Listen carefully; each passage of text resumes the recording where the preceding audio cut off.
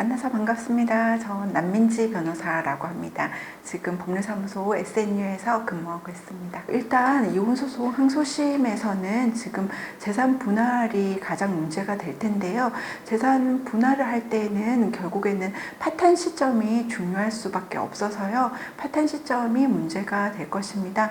물론 최태원 회장 쪽에서는 뭐 아주 오래전부터, 그래서 결혼한 지 얼마 지나지 않아서부터 우리는 결혼에 실체가 없었다, 파탄이었다라고 주장하고 있는 것으로 보이는데, 오소영 관장은 굉장히 오랫동안 그 가정을 유지하려고 했기 때문에, 그리고 이혼 소송을 받고 나서도 나는 지키겠다는 의사를 분명하게 말을 했지 않습니까? 그래서 제 생각에는 파탄 시점을 노소영 관장이 반소를 제기한 시점, 그때가 되어서야 파탄이 된 거 아닐까, 이렇게 생각하고 있습니다. 그리고 두 번째, 부동산 인도 소송에 대해서는 사실 특별한 이 최태원 회장과 노소영 관장이기 때문에 쟁점이랄 거는 별로 없고, 지금 원래 우리나라 민법 그 요건에 맞추어서 이제 2개월 이상 차임을 내지 않으면 보증금에서 이제 제외되는 부분이 맞기 때문에 그 법리에 따라서 해결될 거라고 생각을 합니다. 그리고 마지막으로 상간녀에 대한 손해배상 소송 말씀하셨는데요. 지금 불법행위의 그 소멸시효에 대해서 가장 문제가 될 거라고 생각하고 있습니다.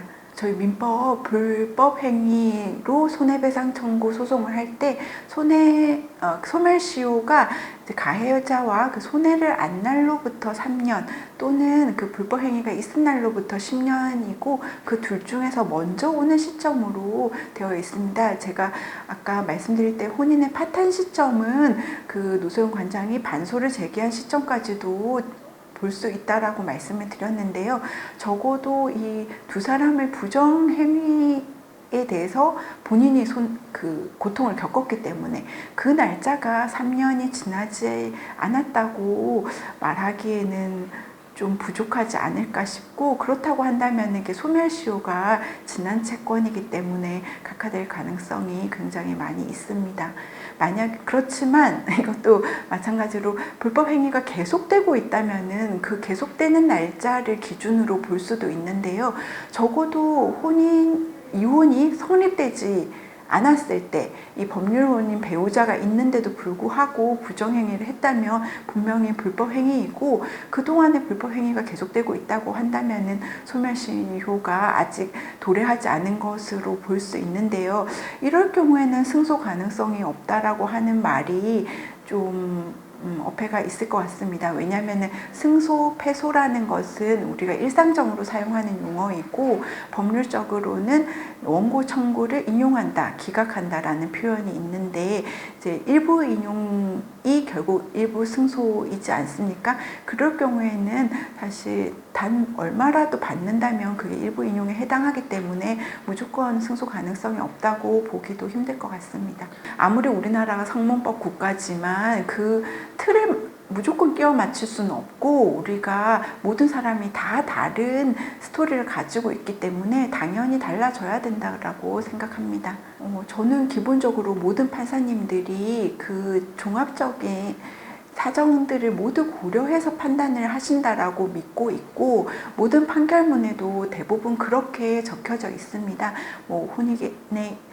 혼인 파탄에 이르게 된 경위, 그동안 있었던 사정들, 또는 또 손해배상 청구를 하게 된 경위 같은 것들이 다 종합적으로 판단한다라고 되어 있으시기 때문에, 이런 부분들도 주장을 했다라고 한다면 당연히 고려를 하실 거라고 생각을 하고 있는데요.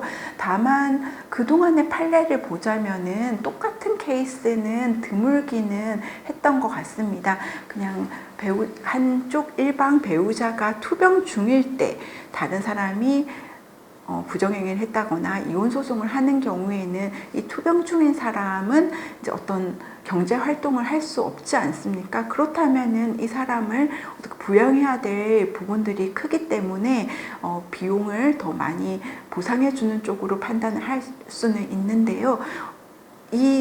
지금 주장하고 있는 부분은 내가 투병하고 있기 때문에 수입이 적다라는 그런 뜻이 아니라, 투병 중인데도 방치를 했기 때문에 내가 그만큼 고통이 컸다. 그러니까 최태원 회장으로부터 유기되고 방임되어서 겪은 정신적인 고통이 컸다라는 주장으로 비춰지고요. 이 부분도 같은 인간으로서 생각하면 너무나 당연히 느낄 수 있는 부분이기 때문에 저는 판사님들께서 고려를 해주실 거라고 믿습니다. 소멸시효가 도과되었다, 지났다고 보고 그냥 판결을 종결하는 것은 이 손해배상 소송을 청구한 노승훈 관장에게 과하다라고 생각하고 있습니다. 항소심은 엄연히 이혼 가사소송이고 이혼과 재산 분할에 대한 부분이고, 이 손해배상 소송은 제3자에 대한 손해배상 청구 소송, 민사소송이기 때문에 엄연히 판단의 기준도 다르고 별도로 진행이 될 것입니다.